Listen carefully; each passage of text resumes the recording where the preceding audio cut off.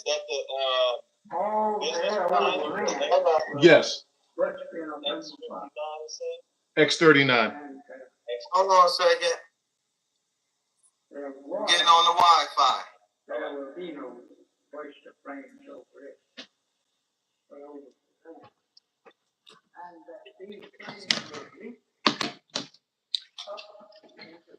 Assalamu alaikum, Brother Cosmo. Hold on a minute. Maybe I gotta be inside. He trying to be outside, making us jealous of Hawaii.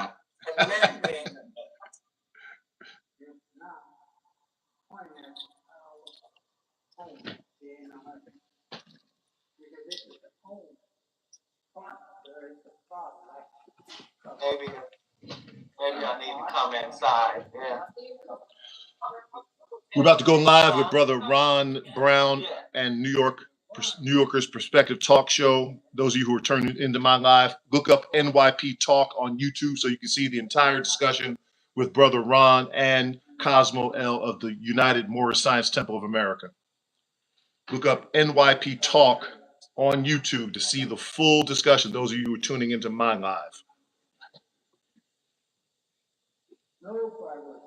All right.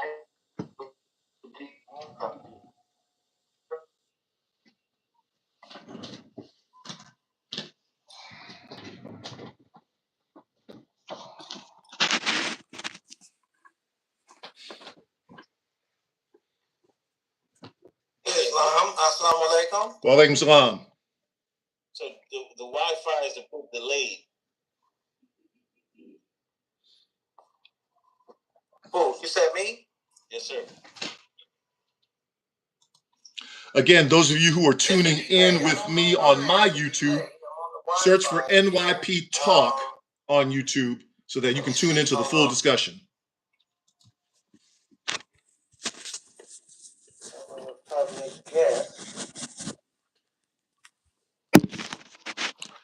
Yeah, that's better.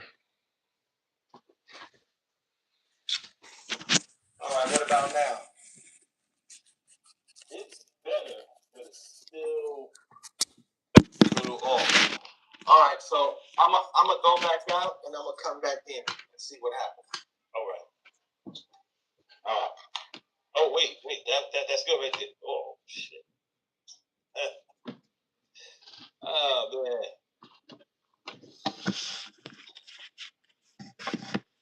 How you making out in the heat with the suit on? Brother, it's 2026. We got AC in this joint. I'm saying like walking around like that. I wouldn't wear this dark suit out and about.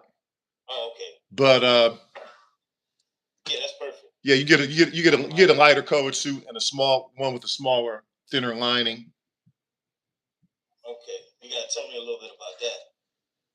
You know, at some point. Yes, sir. Yes, sir. I'm stacking my suits. How tall are you? 6 feet. You might be. You can get some pretty decent ones and real quick at the Goodwill. You'd be surprised at nice suits that people throw away. They practically give away. You know what? I got one from the Goodwill. I got one, but it was brown. Another good place for new ones is K&G Warehouse. K&G, very inexpensive, but good quality, excellent quality. Now those are unfinished. You'll have to get them tailored probably. Gotcha. I'm gonna be up there the weekend of September 26th. It's almost 100% go for that. All right, Brother Cosmo.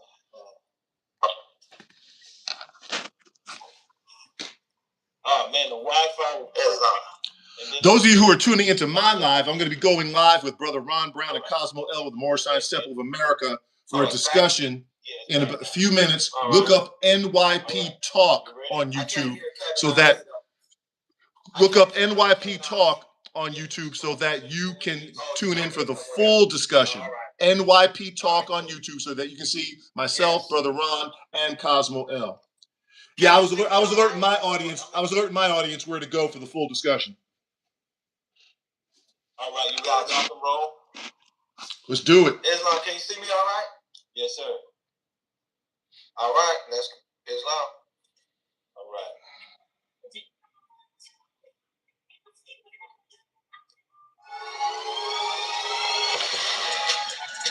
Again, we are going live now. Tune in and search NYP Nancy Yellow Papa Talk to hear the full discussion. NYP Talk. To search that channel, search and subscribe. We have a nice discussion. The similarities between the Nation of Islam and Moorish Science Temple with Brother Cosmo L and Kevin Ali. They've done a podcast together a little while ago, some months ago. Now we're back again, and we're going to discuss, the similarities between the two nations, right? The Nation of Islam and the Moorish Science Temple of America. Okay, how you brothers doing before we get started?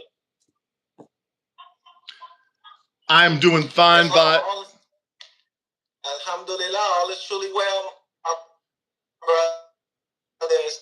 It's a beautiful day out here, and it's also Adha, which the Muslims pilgrimage and journey to the sacred house of Mecca, and so it's an auspicious day, and I'm in alignment with the vibration. All right, that's peace, brother Kevin Ali. Brothers, I am doing well as well. Thanks to Allah and the person of Master Farad Muhammad for raising his messenger, the honorable and humble Elijah Muhammad. It is my pleasure to be talking with righteous brothers who want to see our people do better and want to see our people back on top. It is my honor to be with you this afternoon, this evening. All right. That's peace. Now, I want to start off first with, okay, we're dealing with the similarities, and from the way I see it, from my perspective, being that, I've been a part of the Moorish Science Temple of America for the movement for 20 years, and now of course I've had supreme wisdom practically all my life, and now I'm becoming better acquainted with the Nation of Islam. The way I'm seeing it is that, Moorish Science Temple, the Nation of Islam, and the Protestant teachings kind of like fit like a glove. And what I want to know, right, first off, the Moorish Science Temple started in 1913, if you will, right? And, Nation of Islam are 1930s and above, right? If I'm wrong, correct me. Now, what I've noticed is that, for instance, like the Mufti Corps and the FOI, they have similarities. So I wanted to know from Cosmo if you could explain, just the basics of the Mufti Corps, and then I want to ask the basics of the FOI from Kevin Ali. All right. Rise high on the seven, giving perfect praise to Allah. I give honor to my illustrious and illustrious forefathers, the Honorable Marcus Messiah Garvey and Prophet Noble Ali. I greet you all in the humble words of peace, and I greet your viewers in the humble words of peace. Islam. Islam. So, to speak to that question that you just asked, it is, the Mufti is a security force, not unlike FOI. However, it's more than just a security force. It is, Muftis are actually lawmen. So, aside from them knowing security and knowing, logistics and how to mobilize and organize, there is knowledge of the laws that they are to enforce. So the Black Fez represents master of passions and desires. So in order to be a mufti, you have to have mastered your passions and desires, because your passions and desires are what cause you to disobey orders, or what cause you to go against commands. And so, along with elements of security and securing the temple, there's also knowledge of the law. The mufti must know all our laws that are observed and enforced, and they must be able to demonstrate them at any time. And they must be of noble character, meaning that they have mastered their passions and they demonstrate justice over their desires. So these are some of the aspects. Mostly the black fez represents the bays, but you have red fez and black fez that both participate in the security forces. So it's something I will I want to revisit it, but I want to give our brother Kevin Ali a chance to speak on it, and then I would speak further on some of the apparent similarities.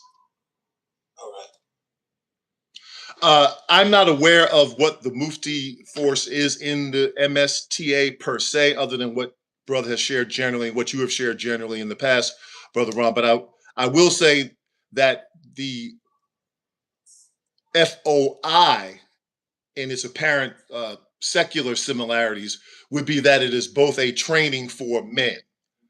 The only slight difference is that, and many people make this mistake, including people who have been registered members of the Nation of Islam, FOI is not a separate entity for certain individuals. Question number 12 in the 1 through 14 says, what is the meaning of FOI, Fruit of Islam? This is a name given to the military training of the men who belong to Islam in North America. So every brother who is registered is by default a member of the Fruit of Islam. And it isn't in that Fruit of Islam, that is your class per se, your men's class.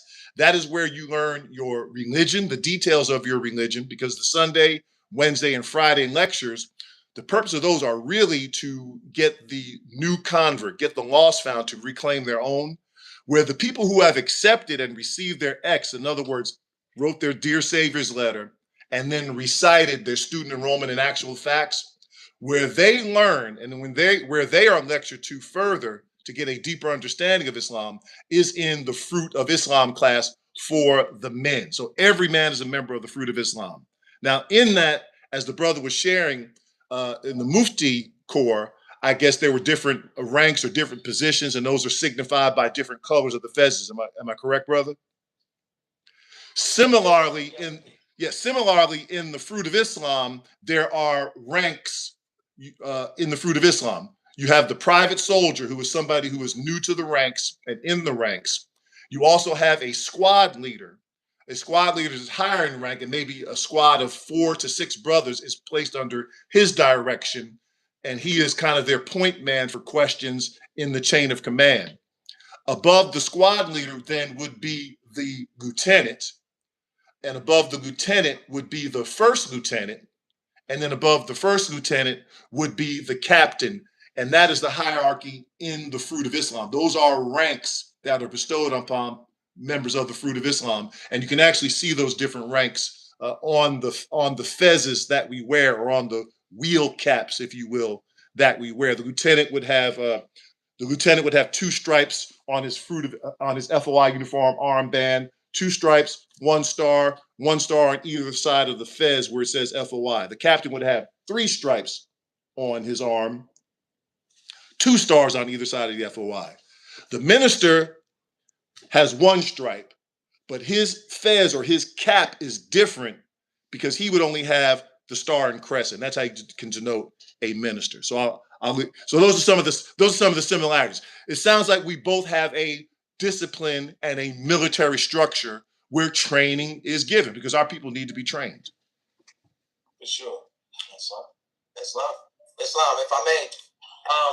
Yes, and similarly, there's a chief mufti, there's an assistant chief mufti, and then there's the mufti corps, and within that, there are specialized ranks based on duties that need to be performed as well. So that's most certainly. But one of the key similarities I want to point out about the FOI and the mufti force is the uniform itself. The uniform itself, and according to Warif D. Muhammad, obviously Elijah Muhammad's son, John Muhammad, Elijah Muhammad's brother, that the uniform of the FOI was indeed adopted from the Moorish uniform. And down to the fez, the original uniform had a fez, blue suit, red tie, so on and so forth. And this has been corroborated by many people, even Farrakhan himself. I know a lot of these leaders may not be in good standing per se, but historically, this was something that has been talked about, and I've had on my show a lot. So that is comes from an outgrowth per se, which is why it's similar. Of course, the uniform have changed over time, but it has what I've noticed, and Brother Kevin Ali can speak best on the Nation of Islam and the FOI, is that the blue and the red in some of the suits that I've seen is still there.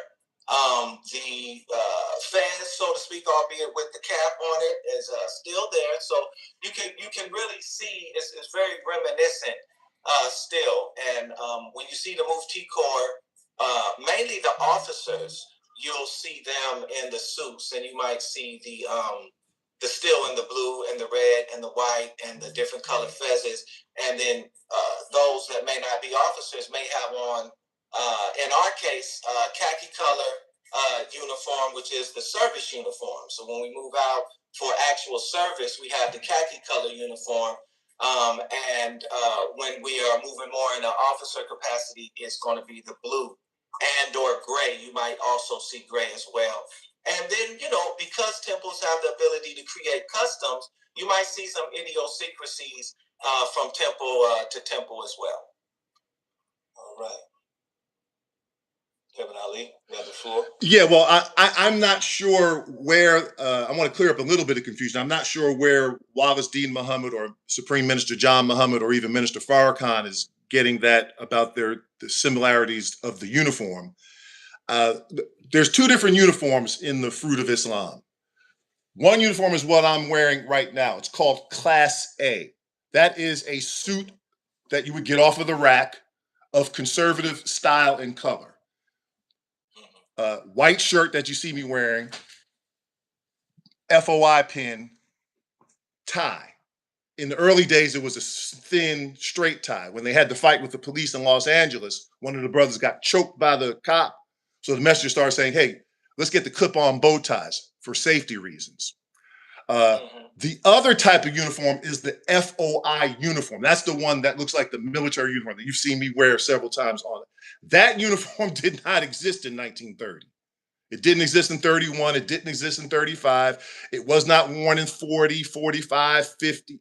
That uniform was not introduced by the Honorable Elijah Muhammad until the very late 60s, early 70s. There were three colors that we know documented that we have seen on film of the FOI uniform. The brother alluded to them. The blue, we know we have that one. That's the most famous one. That's the one we wear most of the time. The white, we have brothers wearing that one on camera pre-1975. And we also have the brothers in the tan pre-1975. It is my understanding, and I confirmed this with several ministers and laborers who were ministers and laborers of the messenger in 1975 when he departed from amongst us, that the messenger wanted, and namely Minister John Muhammad, not the messenger's brother, but Temple number 26 in San Francisco, Minister David Bacha, my mentor, and National Secretary John Ali, that the messenger wanted us to have a uniform for every day. So in addition to those three colors, we also have the black, maroon, brown, and there's one more that I'm missing, that I'm forgetting. The green. Thank you, dear. My wife covered down for me. So that FOI uniform was not introduced until the messenger introduced it in the very late 60s, early 70s.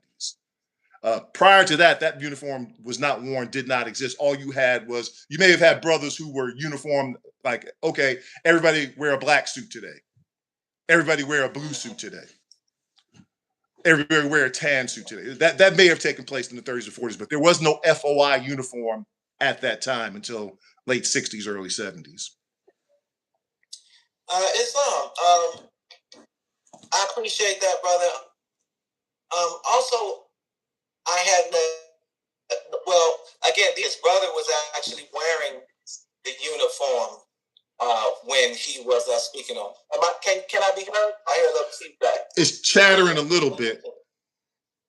It's breaking up a little. Kevin Ali, we're getting feedback on his side.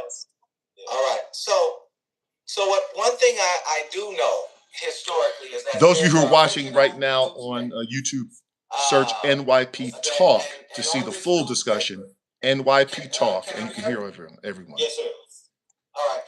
And on the newspaper, search NYP Talk on YouTube to hear the full discussion. When they had started the newspaper, there's a picture, actual picture of the FOI. It says FOI on top, and they're in fezzes. All are in fezzes and in suits. Now it's black and white, so I can't tell what the color is. But what I can say is that they originally did wear fezzes. It's published in the newspaper. Yeah. And it's the one where it talks of where it so anyway, that is there now as far as yes, that's very correct. That's very correct. Of Wafdi Muhammad, Elijah Muhammad's son, and Brother John Muhammad. So that's why I included it. Of course, I wasn't there, but that's what they spoke on. And one second.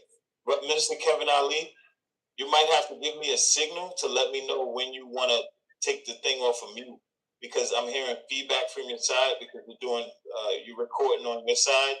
So when I'm talking, I hear feedback. When Cosmo talking, I hear feedback. Nothing. I have nothing. Can you hear me now? Okay. Yeah, I can hear you, but when I talk, I hear feedback. Like right now, I hear feedback, and when Cosmo talks, he hears feedback. So just give me a signal, a one, to let me know when to unmute your mic.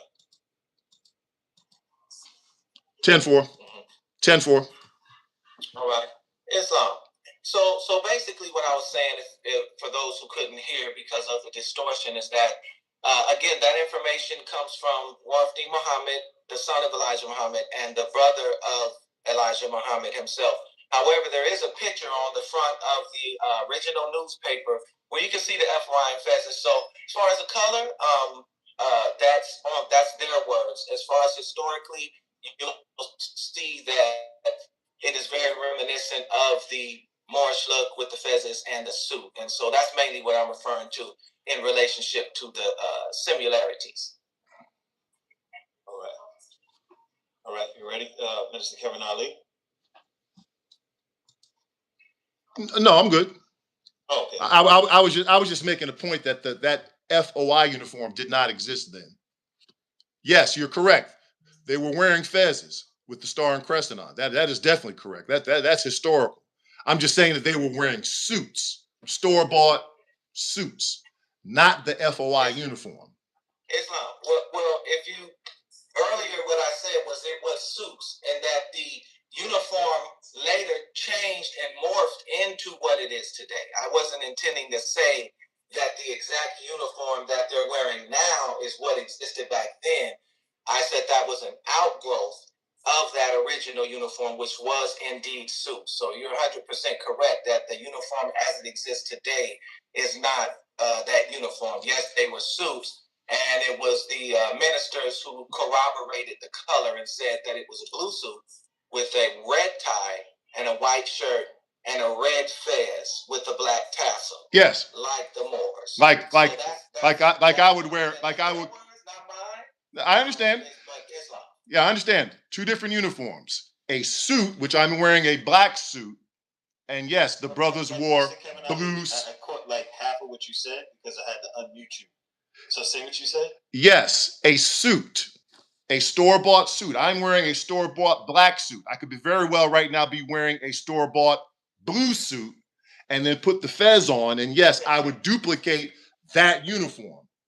That's completely different from the FOI uniform. Okay. Completely different. The FOI uniform. Most certainly. Up to date, most certainly.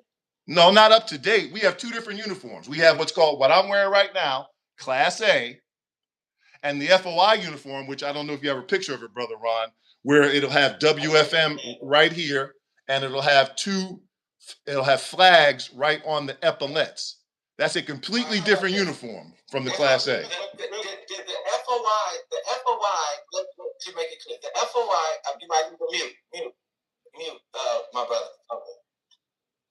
Because I think last time we got caught on semantics as well. So this will be the last thing I'll say on this. I won't want to have the whole show about this, but the FOI uniform, the FOI existed before the FOI uniform. And correct. What they wore prior to that uniform was a suit used as a uniform. The word uniform is uniformity. So when one person wears a suit, it's a suit. But when 10 people wear a suit and it's a dress that is, and they're a part of a force, and they are obligated to wear this particular suit as being a part of the force, it then functions as a uniform. So when I say the original FI uniform, I am referring to the suits. You are referring to the suits.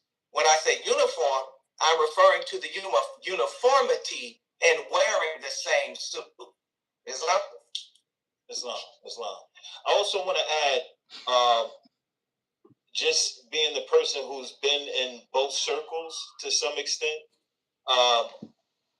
Moors are usually in what's considered in the Nation of Islam a Class A uniform.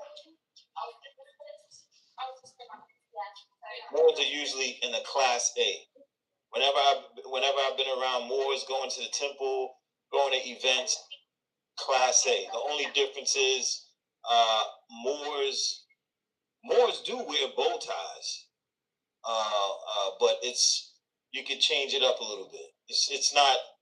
I wouldn't say it's not as common for Moors to wear bow ties versus the Nation of Islam. That's true. Islam. All right. So now I want to ask, what social conditions led to the creation of Moorish Science Temple in the Nation of Islam? I'm going to give Minister Kevin Ali the floor on that, and then we'll go to Brother Cosmo L.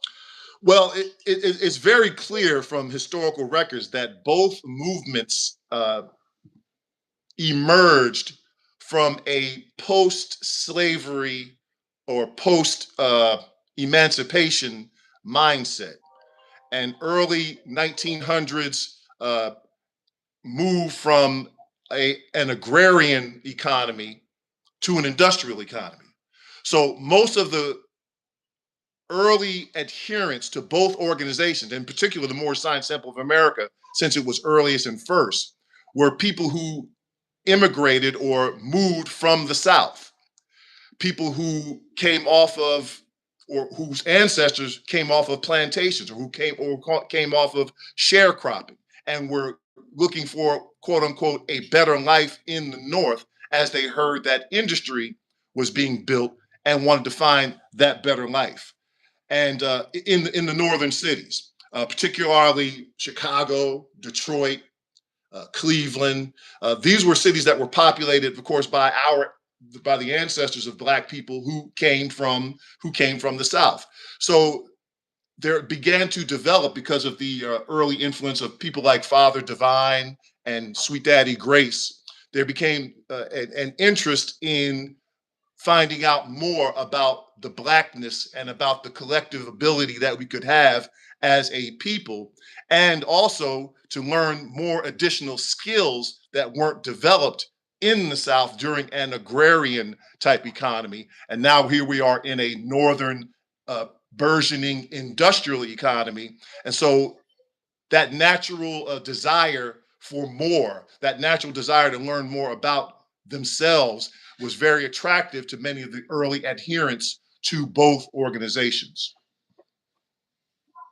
Well put, well put. All right, Brother Cosmo. Islam. Prophet Noble Ali makes it very clear why the Moorish Science Temple of America was founded and the teachings to us. It was founded primarily for the uplifting of fallen humanity. And this is in our lessons. For what purpose was the Moorish Science Temple of America founded? For the uplifting of fallen humanity. And fallen humanity relates to the so-called Negroes, blacks, and colored, those who have fell from the fold of their ancient forefathers, constitution, ethics, principles, and whatnot. So he came to return to us our identity and our spiritual concepts and ethics to make us whole. At that time, as Brother Kevin Ali was speaking about, we were in a subjugated state. We were considered 3/5 of a human being. And so, in order to make us whole again, we were brought the nationality and religious components, or faith and ethic and moral spirituality components.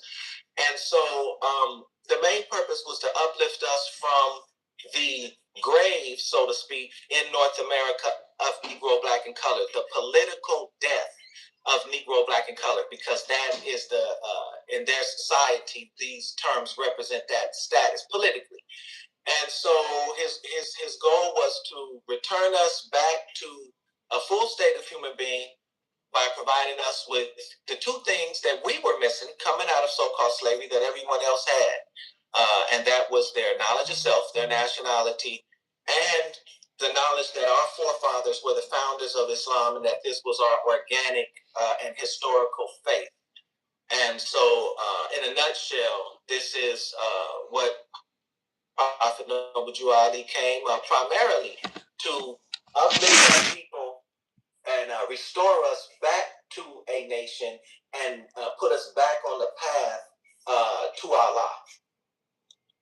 Right. And before I say that, also not just to know these things, but to implement them and be that nation within the nation, be independent, self-reliant, and self-determined. Islam. Which that now, do you see or hear the similarities between both explanations? Oh yes, definitely. I definitely do. I also took the liberty of doing a little lazy research. So I put that question into Gemini AI. Similarities between the Nation of Islam and the Moorish Science Temple of America. I thought this is very interesting what it came up with. It said that both redefined Black identity through a new sacred history. With the MSTA taught that African Americans were Moors, a noble ancient people whose true nationality had been stripped away. Said the NOI taught that Black people were the original people of the earth with a divine lineage suppressed by white supremacy. In both cases, they offered Black Americans a new identity that rejected the labels imposed by slavery and racism. Both had charismatic founders with semi-prophetic status. Noble Drew Ali was seen as a prophet, bringing a restored truth. Farad Muhammad was seen as a divine figure with Elijah Muhammad as his messenger. Both used Islam as a framework, but not Orthodox Islam. That's definitely a very strong similarity. It's Islam, but it's not Orthodox, quote unquote, Orthodox Islam. Islam, I think I definitely see the similarities. I might agree with maybe 80% of what the AI is saying. But yeah, I mean, the similarities are clear. But I mean, I think at the end of the day, we have to address the elephant in the room, and the elephant in the room is that they're very similar because one comes first, and there are either origins or adopting of strategies that pre-existed. This doesn't take anything away from how the strategies are implemented, because many were implemented in diverse ways, different. Obviously, there's those differences there, but there's I mean, as I was preparing for this, and we probably won't be able to get to all of it, but some of the core similarities was the fast, which the origin of that and what it means to so-called African Americans and the struggle ever since it was introduced. It has represented that struggle for self-determination. the use of Islam as spiritual teachings, the FOI uniform, the use of a newspaper, right? The use of businesses, right? Because there was an economic component that came with both, and both were successful until they were moved upon by the society. And even when it comes to the UFO, in the teachings of Moorish Science Temple of America and the prophecies, it teaches that the prophet told us that he had airplanes, zeppelins, and apparatus, right? And the apparatus was meant to be what some might call UAPs or UFOs today.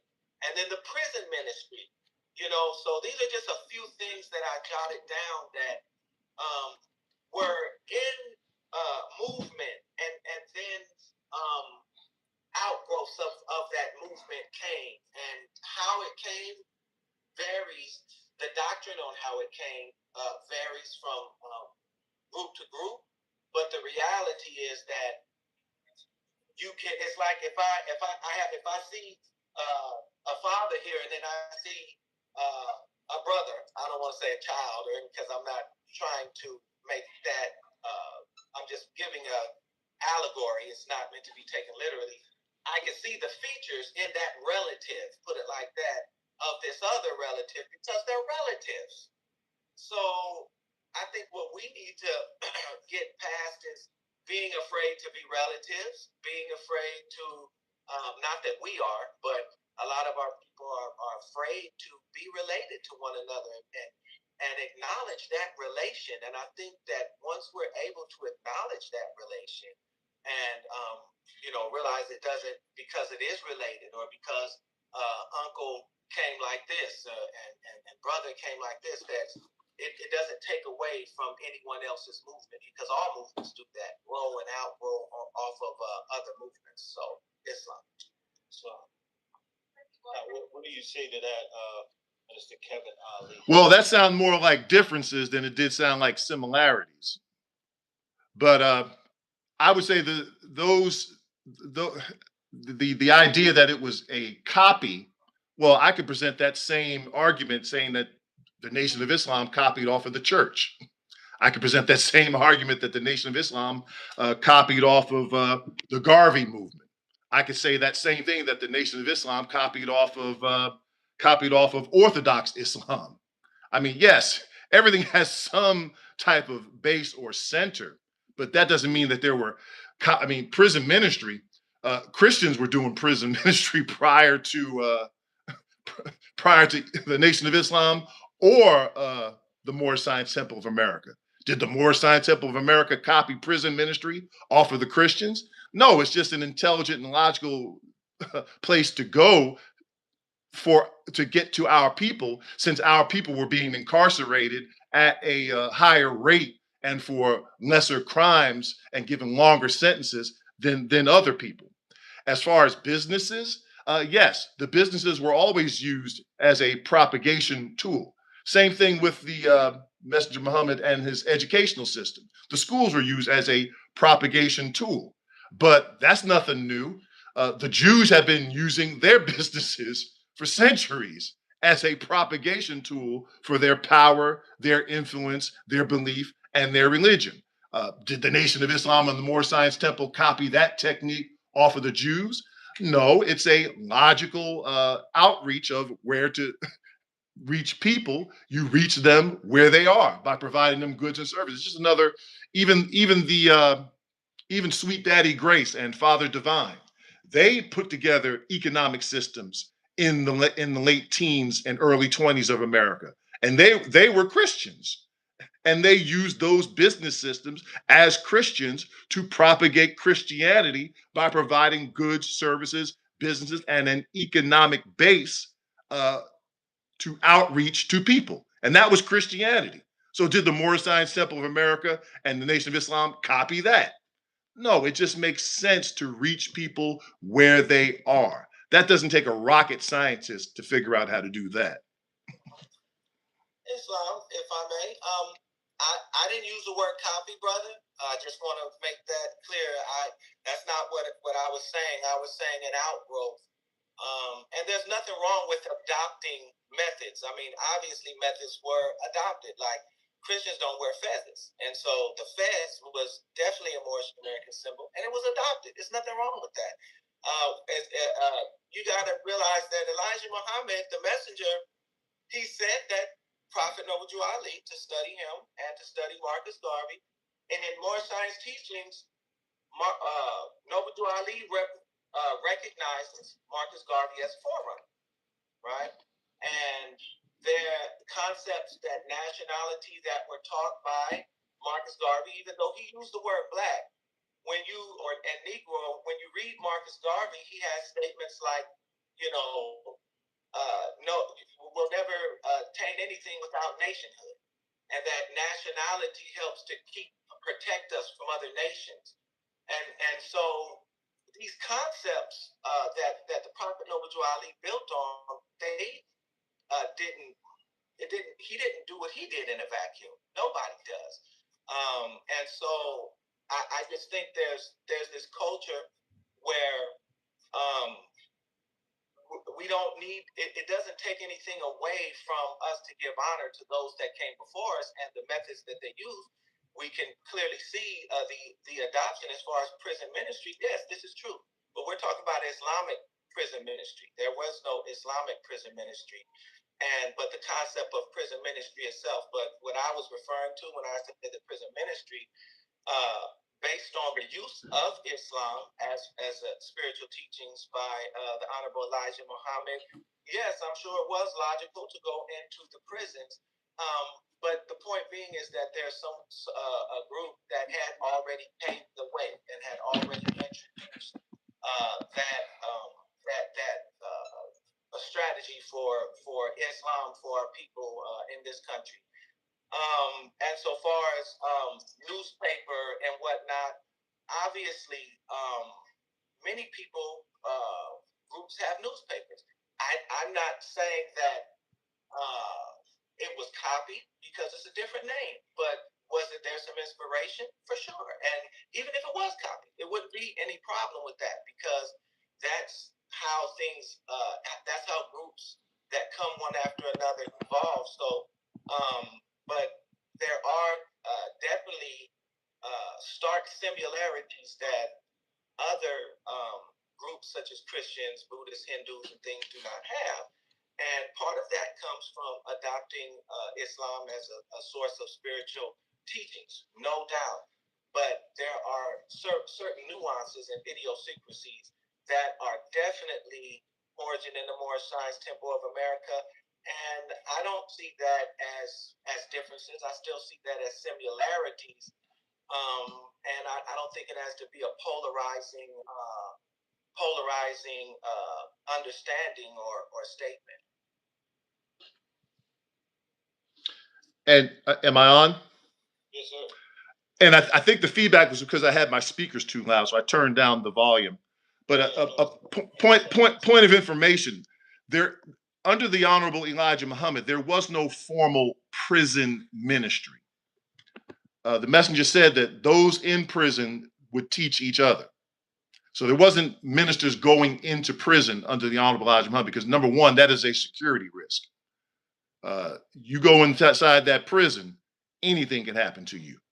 And they lock them gates behind you. You may not come out. So there was no formal prison ministry under the Honorable Elijah Muhammad.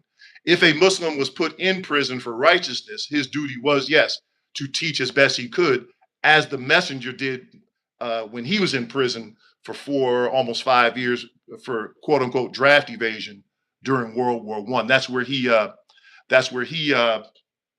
raised and taught Minister James Shabazz of Temple Number 13 in Newark. Was in prison during those 4 to 5 years. But there is no formal prison ministry under the Honorable Elijah Muhammad. Now, under other leaders that claim Nation of Islam, yeah, they're going into prisons and having prison ministry. That didn't take place under the messenger. All right. I want to go to the next question. What are the major differences between the teachings of Noble Drew Ali and Wallace Farad So I would say that again another similarity, and when when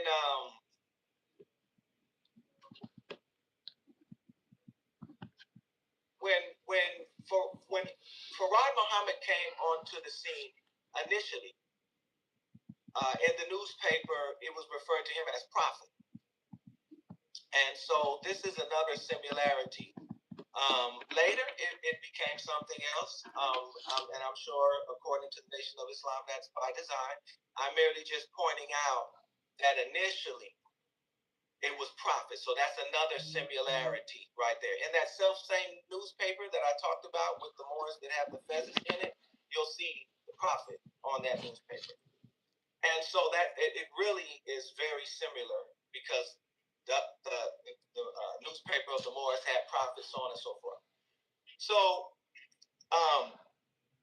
that is a similarity, but obviously the difference comes later when other titles are given or expressed. That kind of separates because the prophet Noble Ali never claimed to be Allah in the person. He remained a prophet. However, and so that is a difference. However, I don't say that to say within the teachings, there is still a similarity in that when you say Allah in the person, right? Because we say, where is the nearest place to meet Allah? We say in the heart. So when you say Allah in the person of Master Farad Muhammad, it's similar to Allah's is in my heart, right? I'm not saying that it's the same, but I'm saying just when we hear it, we're talking about Allah in the person. So there is that similarity there because we meet Allah in the heart. We say Allah is we meet Allah inside, right? So there's that similarity there, but just initially it was prophet and then it was something else. Obviously there was more emphasis on the Holy Quran and the fact that Holy Qurans of Mecca were made more readily available by the Nation of Islam, even though Prophet Noble Ali referred to it and told Moors to study it. It was not introduced in mass. So that was a difference. The Holy Qurans of Mecca were introduced. Obviously, the use of the terms black in reference to the I won't even say identity of our people. I say nationality of our people. That's a difference, and that's clear. We know why. No biggie. Doesn't mean we can't work together over differences.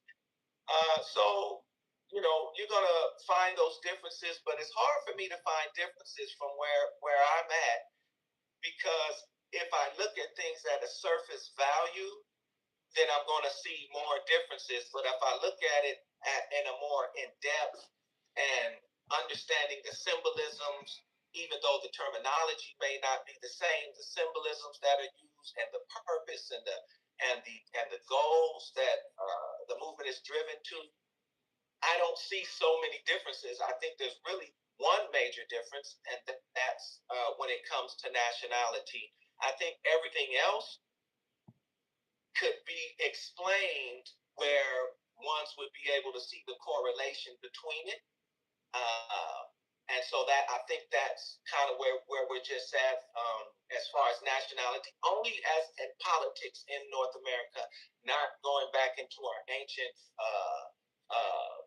past, but where we're at now with the political status of that word, not the esoteric, metaphysical, or sacred meaning of that word, because it does have meaning, but the socio-political meaning that keeps our people in political and social bondage in the country. Islam. So the question was about differences? Yes, the difference between W.F. Muhammad, the major difference between the teachings of Noble Ali and Major, gotcha. I would say, well, first I want to give a little background. The word prophet. Uh, Traditionally, the word prophet under both Orthodox Islam, Christianity, Judaism meant a person of the past who received a scripture from God or Allah or from Jehovah. We got an expanded meaning of the word prophet, and it is true. W.D. Farad, Master Farad Muhammad, in the early days during his time amongst us, he was referred to as the prophet W.D. Farad. That's right. That is right in the lessons. However, that word prophet was given an expanded meaning by the Honorable Elijah Muhammad. He said that though that word prophet, under supreme wisdom, the definition, the expanded definition of it, which includes the old school definition of it, means God and the scientists of God. He said there are 12 of those prophets who write scripture every 25,000 years. So, in the expanded definition of supreme wisdom, I don't have time to go into it right now during this interview, but the word prophet is a synonym for God. Now, we didn't know that at the time until the messenger clarified it. So, I would say the major difference is what the messenger revealed and taught, that God taught to him and only him, was the reality of God being a man, being a human being, not some mystery spook in the sky, not something that we feel, not something that we can't see or hear, but a real flesh and blood, meat and bones human being, a man, not the same man forever. That man lives and that man dies, but nevertheless a man. The wisest man on that planet is conferred the title of Allah. That is not taught by any other religious group, that God is a man. And also the enemy of God, the devil, not as the Christians teach, some spook or red suited being with a pitchfork that lives under the ground, but a real live human being who was made via a special manipulation of the birth control law, which the messenger called grafting. You would call it selective breeding, something similar to how different breeds of dogs are made. They are selectively bred, but every dog from the little Chihuahua to the gigantic German Shepherd, they all have the same DNA chromosomes, but they are selectively bred to show certain characteristics. I would also say, in addition to the knowledge, the true knowledge of God and the true knowledge of the devil, that's probably the major difference that you would see. Again, not a big deal. We can still do trading amongst each other. We can still do business. We can still eat each other's food, uh, uh, uh, patronize each other's businesses, have our children play together. We can still do those things, but I would say those are the major differences. And also, in conjunction with that, a description in great detail of how the end of this current rule that we've been under for the last 6,000 years will actually come about. That is described perfectly in through the scriptures, which the messenger taught us are not books. Every other religion sees the Bible and the Quran as a book of the past. It already happened. The messenger said, no, they are books of prophecy, meaning they are to happen or happening right now during our lifetime. I would say those are the major differences. Again, are there major differences that keep us apart? I don't think they should be. Islam, Islam, Islam. If I may just briefly, in relationship to the devil, also, yes, we are taught as Moorish Americans that the only devil that man is to be redeemed of itself, his lower self. And if man is defined as demon, he must look within. When the demon self has been dethroned, the Savior love will be exalted to the throne of power. We're taught that the David of light is purity, that slays the strong Goliath of the dark and sits the Savior love upon the throne. And so I think within these teachings, now, of course, everyone has a lower self. And so if someone personifies their lower self and not their higher self, because Prophet Muhammad taught us that we have a higher self and a lower self. He taught us that the higher self is Allah in man. So when I hear Allah in the person of Master Farad Muhammad, I go to my lesson, I say Allah in man. That's the higher self. And when you're in your higher self and you're in alignment with your higher self, then you're in alignment with Allah. And then we have our lower self, which is a carnal self, the body of desires. It is a reflection of the higher self, distorted by the murky ethers of the flesh. And so this lower self aspect of what we call devil. So if you have a group of people who are orientated towards their lower self, and they create a lower self society, and it's all based on the lower self, then what would you call that people? You call that people devil, right? Because the devil is the lower self.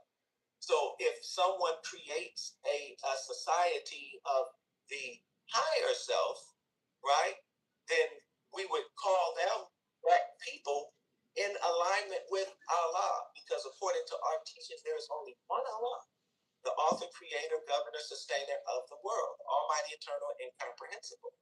And it says that the Son is not Allah, but his noblest image. So we're taught that Allah is supreme in his divine unity and his uniqueness. And when I say his, I'm only referring to the masculinity of the word, not Allah.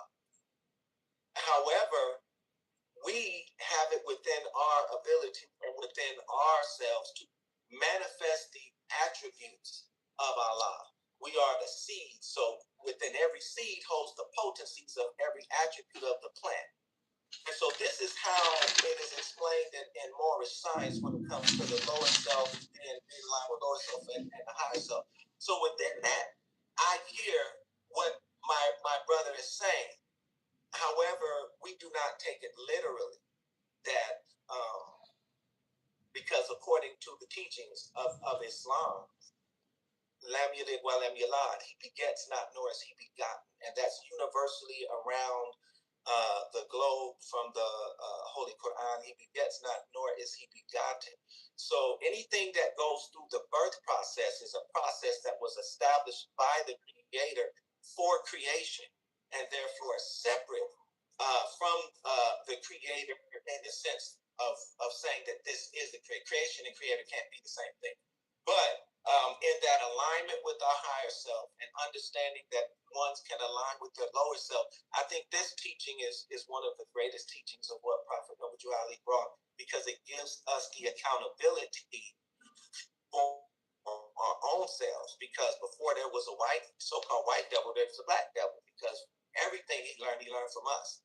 And so we can see examples of that in the Holy Quran when you look at people like Pharaoh, right? Pharaoh, not to say that all pharaohs were like that, because you had Joseph, you had other people, higher ranking rulers in Egypt, and Akhenaten, who was the first monotheist. So even that existed there. But just to share a little bit of the teachings of Prophet Noble Ali. So, and knowing that when I hear it, I don't see so much. I see it. I can tafsir it to where I understand it, and it's within the pale of Islam.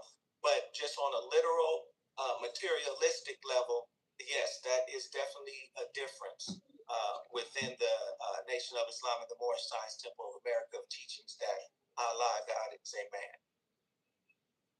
All right. Yeah, the floor, Mr. Kevin Ali. Nothing more to add on this subject. We can go back. We can. I've done entire 3-hour lectures on this subject. So. Okay. All right.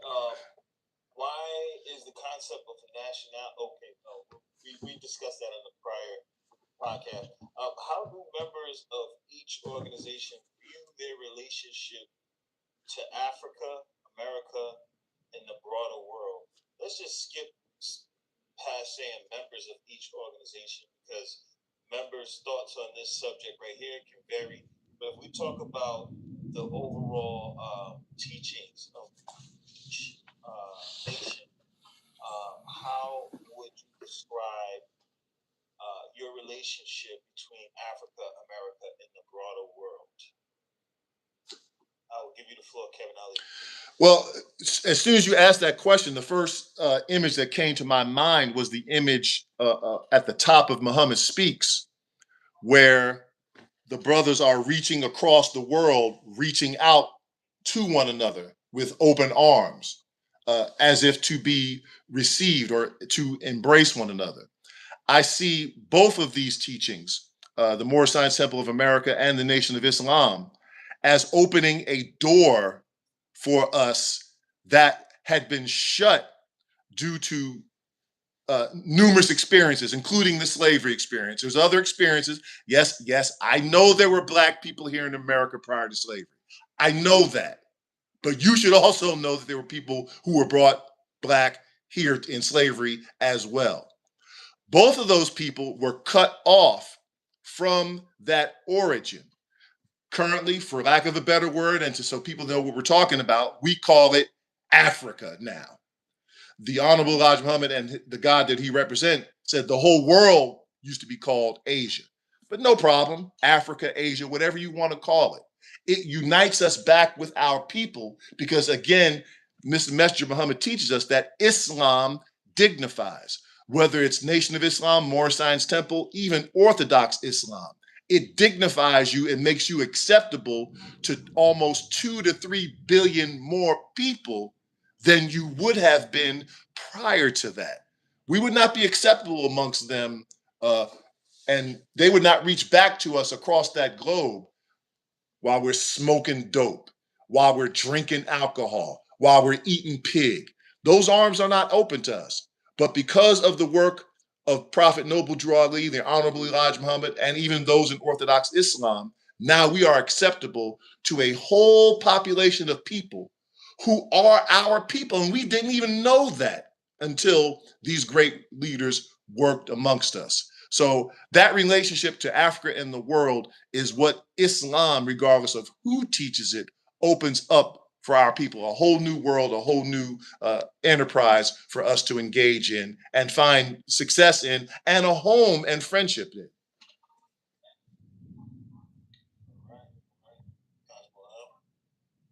Islam, I hear the saying, and it's been said a couple of times, the two nations. I just want to say we're one nation. We're one nation. We're not two. Same people. First definition of nation is people. Before you get to the aggregate of organization or how one's organize themselves, we're the same nation who have chosen different modes to organize towards the same cause. So that doesn't sound like two different people to me. Nations. That sounds like one nation, and you have a group of people over here moving this way, and a group of people over here moving this way. And I think once we see that as that we're one nation, and that, but we have different strategies, many of them the same, but some different teachings, then we'll have a lot more unity. So that being said, also, regardless of how other Islamic groups or peoples view us, we are still all one ummah. We are all one group, one nation of Islam. We are all the Muslims all over the planet are one. Whether if you got someone that's practicing white supremacy up in there and doesn't see it that way, that's their problem. The Holy Quran says that you are one ummah, and He created us in nations and tribes that we may know one another and not despise one another. So there are various nations, but we all come from the same one. And that's apparent. We all get the same treatment. We all get in the same fight for the same cause. So, that being said, if you could remind me what the original question was. How do the teachings view their relationship between Africa, America, and the broader world? Right. Yes. Yes, indeed. So we are taught that we are descendants of Africa, born in America. Those are our brothers and sisters over there, as Brother Kevin Ali has brought up. We have relation on both sides of the planet. We're the original people of the planet. And so before this planet was all broken apart, we were all one. And so when we look at all our melanated people around the planet as one people, one humanity, so to speak.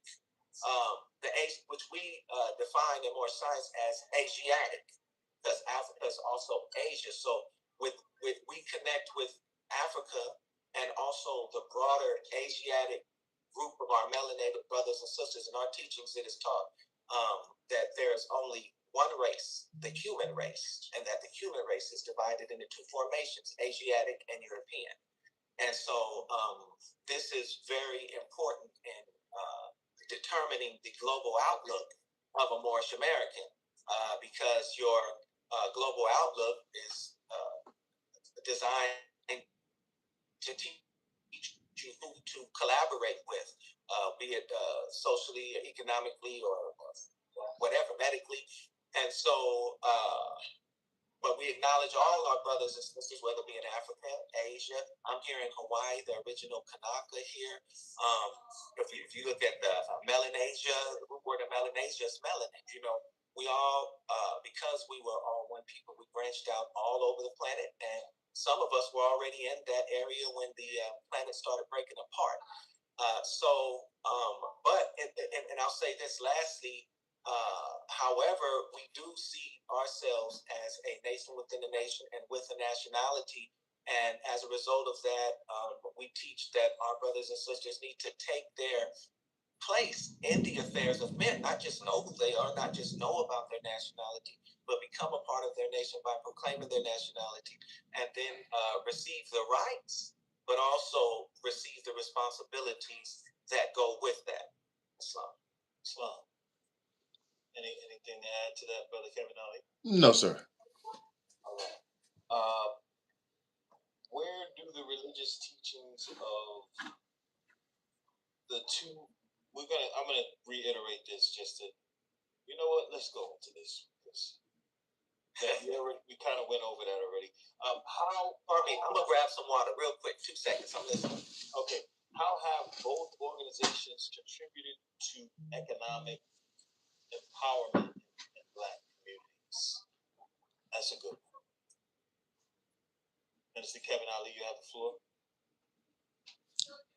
Well, I think Messenger Muhammad, once he was given free reign by the Caucasian people to go out and begin teaching amongst our people after being released from prison in 1946, those are one of the first things that he started off trying to establish for us, in addition to the quote unquote religion. That's another big difference. We do not consider Islam to be a religion. We consider it to be a complete way of life. As you just mentioned, economics, industry, business is a part of that way of life. So that's one of the things that he established very early, establishing eateries, establishing grocery stores, supermarkets at a very early time. There was a time in Chicago that if you went into the grocery store or the restaurant, or I think it started out as a coffee sandwich shop in Chicago, you would be waited on by the messenger of Allah. It literally started that humbly, and then it grew to where in the late 60s or early 70s that he established the first financial institution in the Nation of Islam in the wilderness of North America, Guarantee National Bank. By that time, just about every major city had at least, of course, the temple, at least a school, and at least 1, 2, or 3 businesses, including the Salam restaurant, a bakery, a dry cleaners, a barber shop, and in several cities, apartment buildings. He showed us this to show us what we are capable of, just like this show said, when we do have that unity. Many of the people who patronize these businesses, of course, were members of the temple. But I would say in many cities, the majority of the people who patronize those businesses were not members of the temple, even including the schools. A great number of the students in the University of Islam were not registered members. And again, as we alluded to earlier, and Brother Cosmo alluded to earlier, these businesses were used as recruitment platforms. In other words, people were so impressed by the industry and the collective work of the Muslims that they said, hey, I want to become a part of this. So the businesses are a very key part of our overall goals in America, both goals of both organizations, to create an economic base to make that money move around our community as many times as it should, rather than having to go out within 24 hours as it does now. Islam, if I may add also, number one, just to clarify, it's not a difference. We know as Moors, Islam is not a religion. Islam is a way of life. We are taught this. However, Islamism is the religion, which is the social, political, and economic expression and practice of Islam. And though Islam is our faith and our way of life, religion plays a very important role in American way of life due to the free exercise clause in the Constitution of the United States. And so through freedom of religion and freedom of exercise clause, and through Islamism, there is Moors are able to express self-governance, and that nation within the nation self-governance right here, right now, say, by having our own births and creating our. See, one of the differences, and I want to get back to what the brother was saying, is that one of the differences one big difference is that the Moorish Science Temple of America has certain functions and national functions for its people and its members. For example, when they're born, right, they're born into our society, not the American society. The birth records are produced. They're registered with the proper authorities by the Grand Sheiks or custodian of records of the temple. And there are so it's going to vary. It varies from place to place, but some Moors may not have a birth certificate. They have the birth record that comes from the temple. Going through the schools, Prophet Noble Ali also, each temple was to have a thrift store and a cleaners, a grocery store and a cleaners next to it, and had plans to begin to get land and create our own cities and whatnot. I think one of the differences between the Nation of Islam and the Moorish Science Temple of America is that COINTELPRO attacked the Moorish Science Temple of America before it. Make no doubt, if you study Noble Ali, you're going to find he raised millions of dollars during the Depression and did very well economically through the temples, the Moorish manufacturing companies, catering companies, and whatnot. But I think that, number one, that history is not known, and it was attacked by COINTELPRO before it was able to realize the land and our own food, our own lawyers, our own politicians, police, so on and so forth. Whereas the Nation of Islam got attacked after the Honorable Elijah Muhammad had risen to the top with a lot of great success, and then it was attacked. And we know partially how it was partially dismantled when Warifdeen Muhammad came into power. A lot of the businesses and things began to become dismantled. And even still, where I'm from in California, Nation of Islam still had businesses, still had fish shops, still had cleaners. Yusuf Bey was a great example in Oakland of how to take over a block and demonstrate. These are the types of things that we have to look at. That the reason we're divided, the reason that we're not in the same condition that we used to be in, is because we're acted upon by this external force, and the goal right now is putting Humpty Dumpty back together again. So the reason why I participate in conversations like this is not to be divisive, but to definitely air it out. Let the people hear it. Let's have these discussions so that we can move past these things that divide us into the actual real work. Because, like I said, we're one nation. We have different strategies on how we're carrying out certain things. I may not agree with everything that how the brother moved, vice versa. We know that these arguments are out there, but aside from all of that, we don't agree with the civil society, but we go out there, we work in their hospitals, and we work and we take abuse, and we keep our mouths shut. You see? So if we could just bring that same energy to this movement, we'd be good. Mr. Kevin Ali, you want to add on? No, the brother said it right. I'm going to ask one more question before we cut out. I don't want to take up too much of your time. I would like to come back and do this as part 2 of this.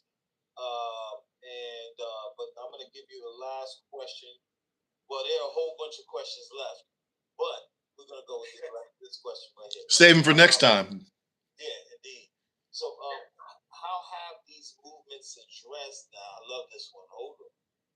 How have these movements addressed issues such as crime, poverty, and education? Minister Kevin Ali, we'll start with you. Crime, poverty, and education? Yes, sir. Well, again, one of the messenger's mantras, Messenger Elijah Muhammad, was to do for self. Stop begging others to do for you what you and I can do for ourselves. So once you get to the nature of a man and provide him an opportunity to earn a decent wage and a decent living, that in and of itself reduces crime. Once you teach a man how to stop wasting money and trying to keep up with the Joneses with the latest brand new suit, brand new shoes, brand new Jordans, brand new car, and say, look, you can get you a nice suit out of the thrift store. You save money that way.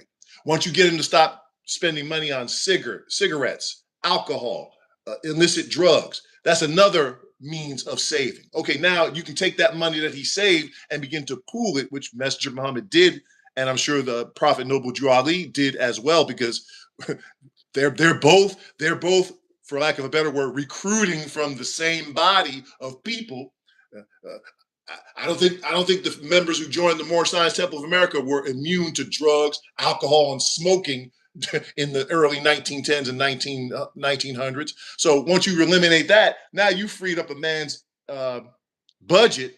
And then with the dietary law of how to eat to live, when you're not eating as much under the messenger's dietary law, you've saved a whole lot of money. Now, what do you do with that money? Now you can begin to pool it to build, and that's how the messenger built economic resources off of the sweat, off of the labor, and off of the industry and savings of people who were really, when they were met, and I'm sure this is the same for the Moorish Science Temple of America, they were basically poverty-stricken before they met these teachings. And these teachings, NOI and Moorish Science Temple, elevated that economic standard and elevated their economic standing because of the basic teachings within each group. And of course, like he said, like brother said, the temple, you had to have a business associated with it, and you had to have a school associated with it. That's true for both organizations. Once you start, because you let that man educate your children and mine, and I'm speaking from experience, are going to come out and act just like that man. We want them to come out and act like Prophet Noble Drew Ali. We want them to come out and act like Messenger Elijah Muhammad. We want them to come out and act like Marcus Garvey with that type of thinking and mindset. So it is very important that both movements address exactly what you talked about: poverty, education, businesses, industry, and crime. And of course, both, I'm sure, are taught that we are going to obey the laws of this land, because the laws of this land are, quiet as it's kept, the laws of Islam, because that's what fundamentally this country was built on, the laws of Islam. And I yield to my brother. Islam, you got the floor. Islam. I would say, number one, we're taught to be law abiders. We're taught not to be at variance in what we do, in creating our laws and enforcing our laws, not to be at variance with any city, town, or nation laws. However, we are biased, and meaning that we are partial to our teachings. And so whenever there is a conflict between the laws of this land and our teachings, then that's when our grand sheiks then enforce our laws through the freedom of exercise clause. And so, again, beyond being so that's one crime. Number one, teaching of our higher selves and our lower selves, and teaching us to be able to draw circles around our passions and desires and keep them within the bounds of righteousness, to use that compass. This is the first level of teaching someone to preventing them from doing crime. As far as after someone's done a crime, that's for the police, because once you start doing crime outside of our law and their laws, then you're putting yourself in their jurisdiction. And I want to speak for the United Moorish Science Temple of America right now, because I think historically, what the prophet did, crime, poverty, and education-wise, is pretty much apparent. I want to bring it up to today, and what we're doing. Number one is teaching our people to be law-abiders. Number two, we have a very robust charity program. Many of our people, especially in Oakland, California, we feed hundreds of people per week hot meals and give even more groceries away, and help with poverty, families that are poverty-stricken and those who are homeless. This program has been going on for 2.5 years out there in Oakland, and it's very beneficial for the people out there. So they even received a mention from the mayor for their work in helping to provide, along with other nonprofit Islamic organizations, 541 families with furniture for their homes, because they got homes, but didn't have furniture. So outreach program is very important to us, and feeding the people is the main way that we address the poverty. Also, by teaching people to be entrepreneurs. I'm an entrepreneur. I haven't worked for anyone, me and my family, in the past 15 years. Everything that we've done, all the businesses we've opened, it's all been financed with, which most recently, some donation coming from the Moors in the temple. Education, there's 5 points I want to point out, and I hope I'm not being long-winded.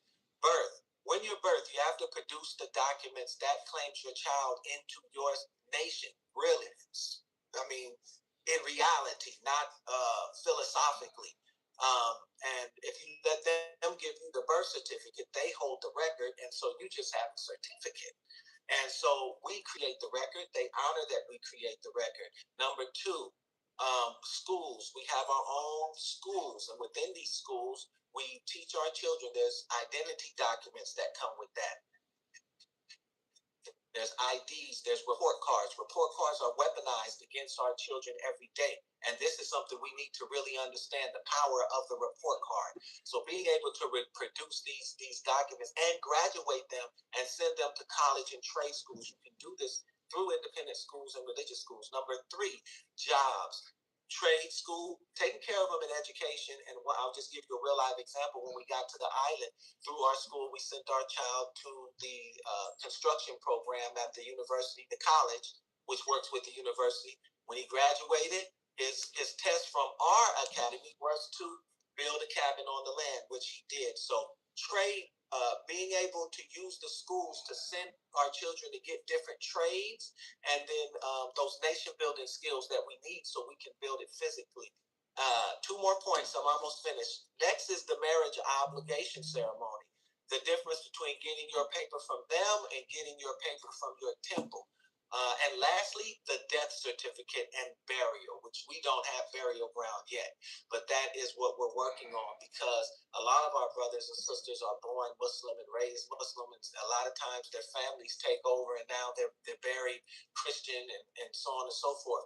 So having the sacred ground to bury. So these 5 points are 5 areas that all nations, if you have a nation and you have members and you want them to be in your jurisdiction and claimed into your society, we have to know the administrative process on all these 5 levels. And so I just wanted to put that out there. These are how we're addressing crime, poverty, education.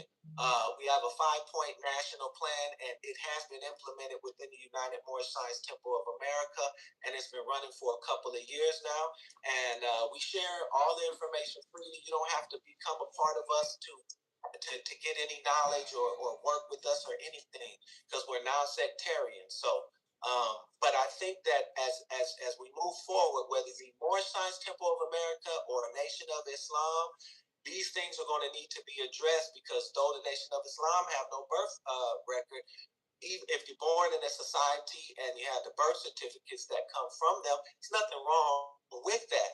But it does limit your ability to protect your members when it comes to certain things that happen in the civil realm of this society. So I think that this knowledge is something that I know brothers in MSTA and in the Nation of Islam both have this information and do it.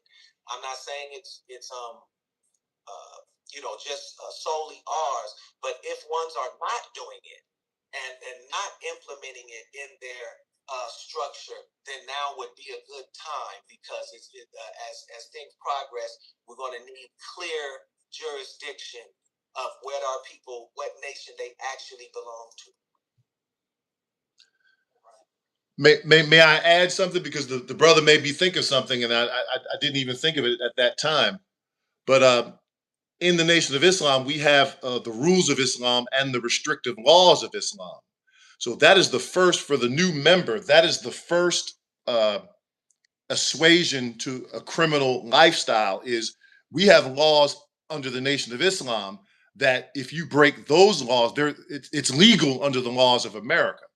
For instance, alcohol, eating pig, doing drugs, smoking cigarettes. All those things will get you penalties in the Nation of Islam. So immediately the new member is learning that I'm functioning under a higher standard than the American law. And if I stick to these basic laws of Islam, I'm covered under all of the laws of America.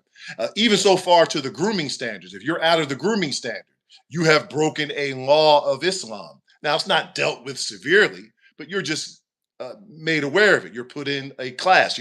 Right now, brothers or sister, you're a little cavey right now. No, sister, we don't wear those long fake nails with the points on the end of them and weaves with different colors. No, brother, we don't wear our hair with the twisty curls. This is how we.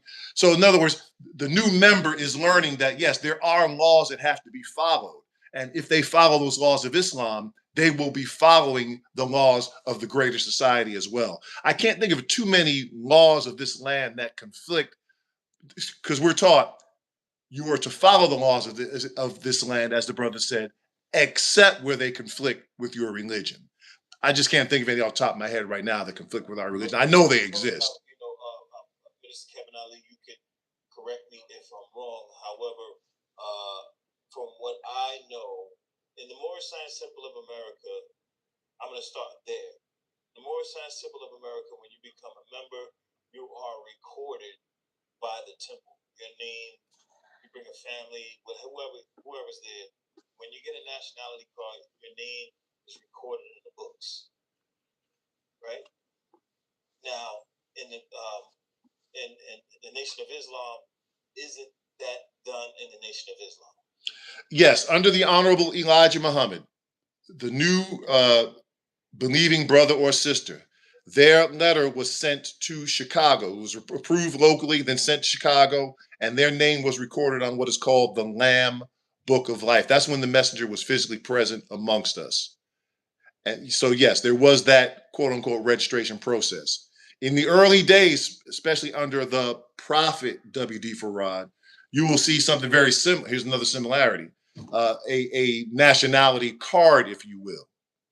That really was not carried on in the later years of the Nation of Islam, a card that brothers and sisters had, because now we have local, and really the temples really function under the same type of law and same type of precedent that embassies do of any sovereign country or nation.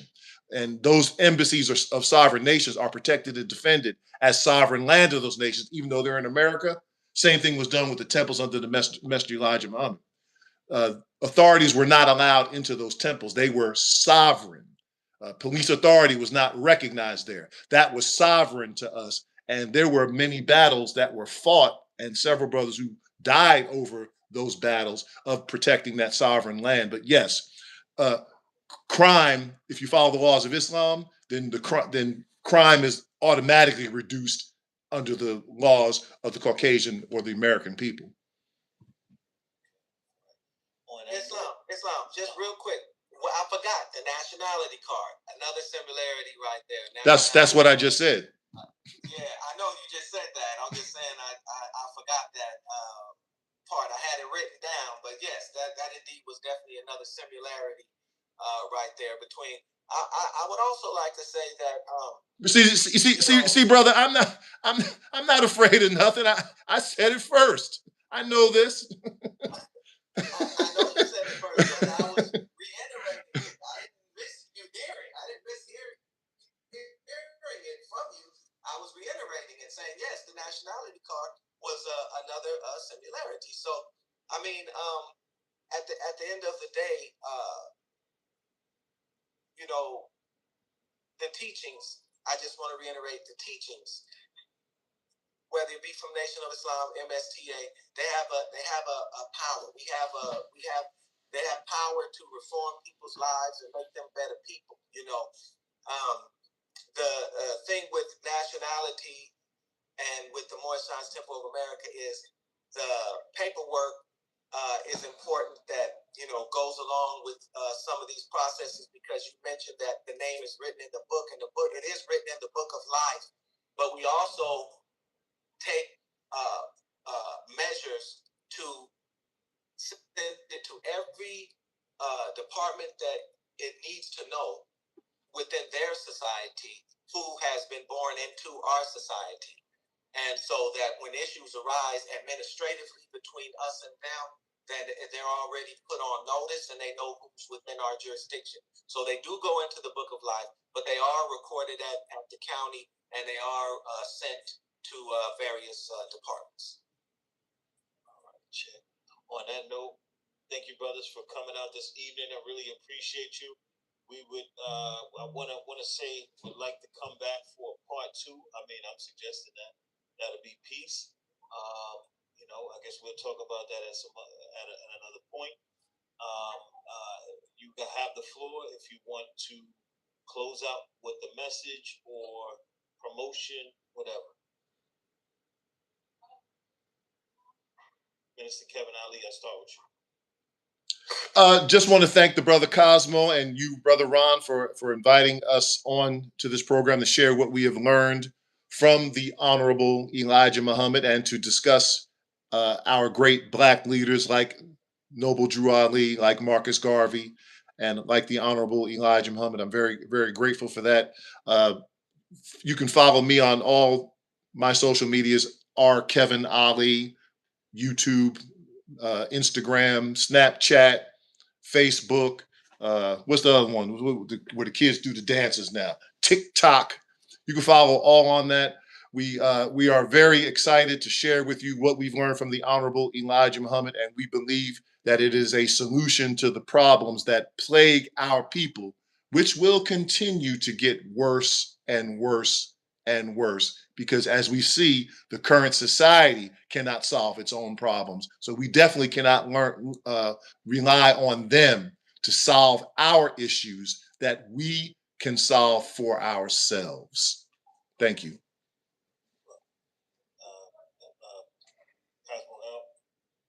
Islam, praise Allah. Again, honor to you two brothers, and honors to our Moorish American prophet, whose nationality is Moorish American. Honors to the Honorable Elijah Muhammad for his service to our people. Obviously, honor to Marcus Messiah Garvey and all of the outgrowths from that original root, and by honoring our forefathers is how we live long upon this earthland which the Lord thy God Allah have given us. And for those that are out there watching, that are Muslims, Eid Mubarak. Have a wonderful day, and don't take these discussions for division. Use them for good. Use them for unity. Let's put this thing together. Islam, peace. Islam. Islam. Assalamu alaikum. Assalamu alaikum. Islam. Islam.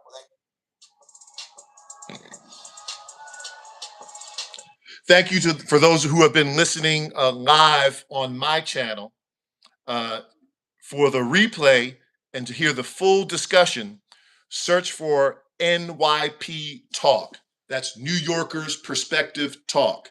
NYP Talk Show on YouTube. And you can see the full discussion you can see Brother Ron, you can see Brother Cosmo L.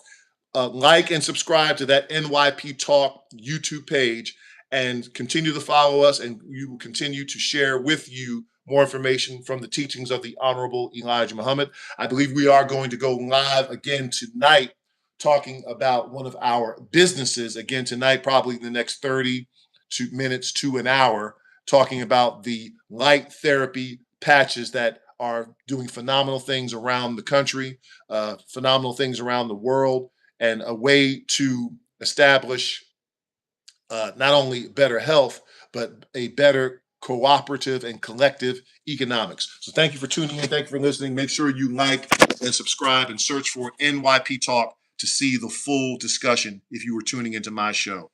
Thank you. God bless. Take care.